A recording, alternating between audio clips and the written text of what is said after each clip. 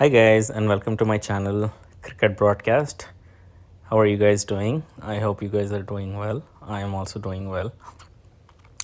So today I actually want to talk to you guys about one of the historic test matches at Delhi when Pakistan was touring India. It was the second test played in the year 1999, so more than 20 years ago. So this test has some historic significance, which we will get into as we progress the video. So Pakistan was touring India. It was the second test, and India was batting first in the first inning. So if you look at their squad, they had Sadakopan Ramesh. He was a classy left-handed batsman. Let's just go through the team quickly, and then he did not play, like Ramesh did not play for a very long time, but he was a very classic short playing kind of cricketer. Followed by that is VVS Lakshman. He is not a surprise to anybody. He is actually a member of the Fab Four when during his era. The other three were Sachin Tendulkar, Saurav Ganguly, and Rahul Dravid. Followed by VVS Lakshman was Rahul Dravid on number three, and then it was Sachin Tendulkar. He doesn't need any introduction. And then the skipper was Mohammad Azharuddin, one of the most stylish players to have ever played for cricket for India and also around the world. Next was Saurav Ganguly, who actually went on to become the next Indian captain. And then Nayan Mongia was the wicket keeper, and then Anil Kumble, the classical leg spinner who played for a very long time for India, and then the fast bowler Javakal Srinath, and then there was Venkatesh Prasad. These two guys also, formed a consistent combination for Indian cricket during the late 90s. And then Harbhajan Singh, who was very young at that time, also known as Turbinator. So this was the Indian team when they batted first. As you can see, Ramesh scored a half century, 60 runs. VVS Lakshman was 35. So the first wicket, they played pretty well. It took them 88 runs before the first wicket fell. And after that, Rahul Dravid came. He scored 33.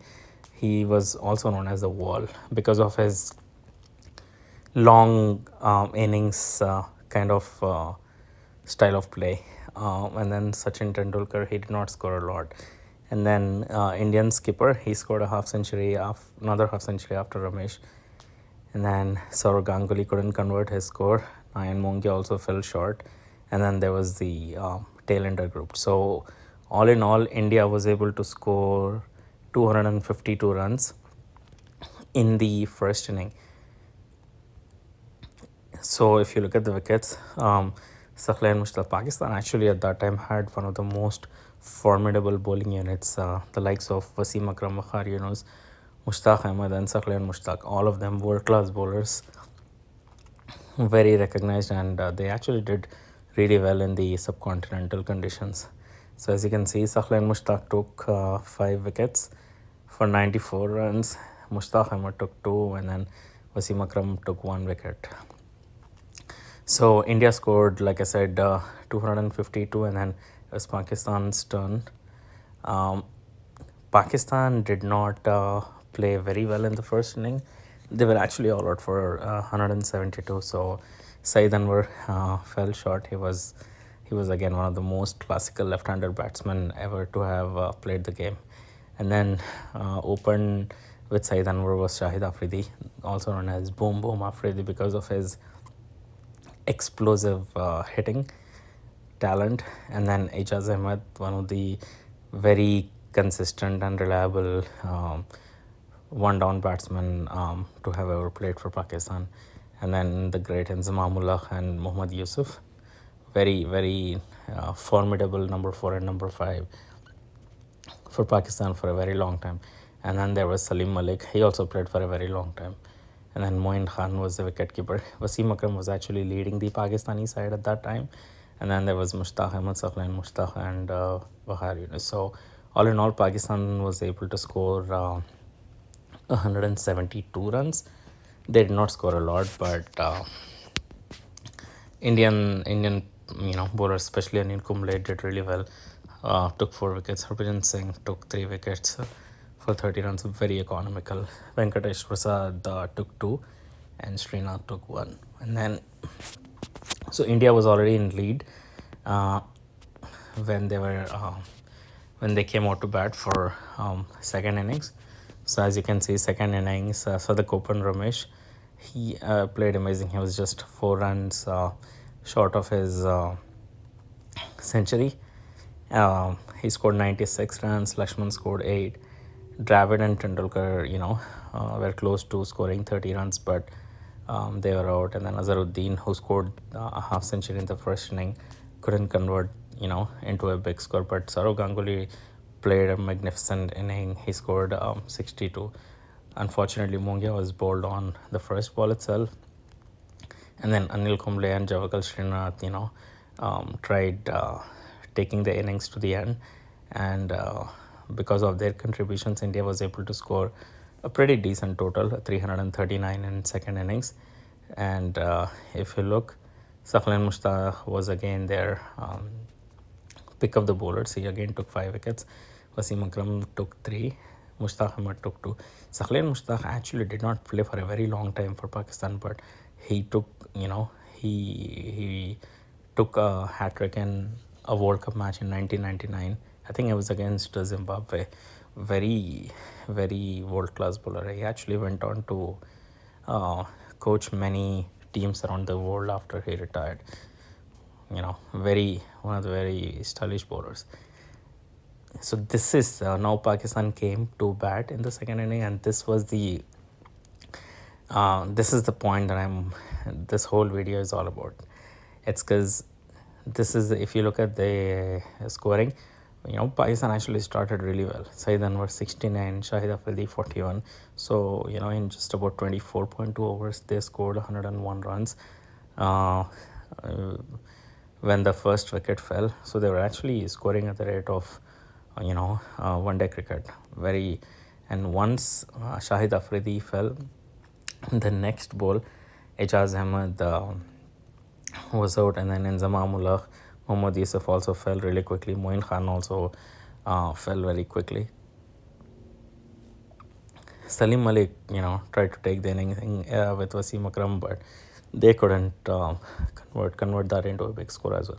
Mushtaq Ahmed was gone for 1 run, and Saqlain Mushtaq was LBW, leg before wicket for a duck, and then Waqar Yunus was the only player, was essentially the last man standing. So Pakistan scored only 207 runs in 60.3 overs.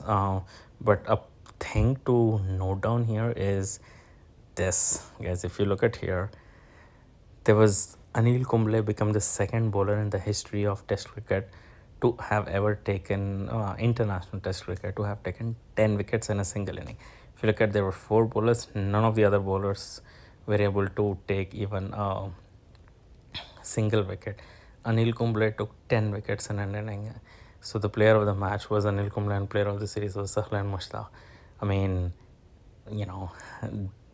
this is, I think, there have been many records which have been broken, but I think this is a very difficult record to break. I actually watched that match live, and I was so happy for India. I was so happy for Anil Kumble. It was his day. That's all I can say. There were many bowlers who actually came close, took 9 wickets in an inning, but couldn't take 10. Anil Kumble was not only exceptional but also lucky on that day to have taken 10 wickets. He was phenomenal in getting the middle order of Pakistani team out. Ejaz Ahmed and Zaman Mohammad Yusuf, very dangerous batsman. He was able to get them out pretty quickly. So all in all, Anil Kumble, the man on that day, took 10 wickets. He garnered worldwide recognition after that. and he actually went on to also lead Indian cricket team, I think, in the test against Australia. It was during his last days of international career, but very decent cricketer, gentleman type of cricketer, and a nice human being. So that's all, guys. That's all this video was all about. And if you liked it, please click on the like button, and please subscribe to my channel by clicking on the subscribe button. That way also hit on the bell icon. That way you guys would be notified whenever I upload an amazing video for you guys. So if you guys like the video, please feel free to comment in the comment section. I look forward to hearing from you guys. Thank you, everyone. Take care. Bye bye.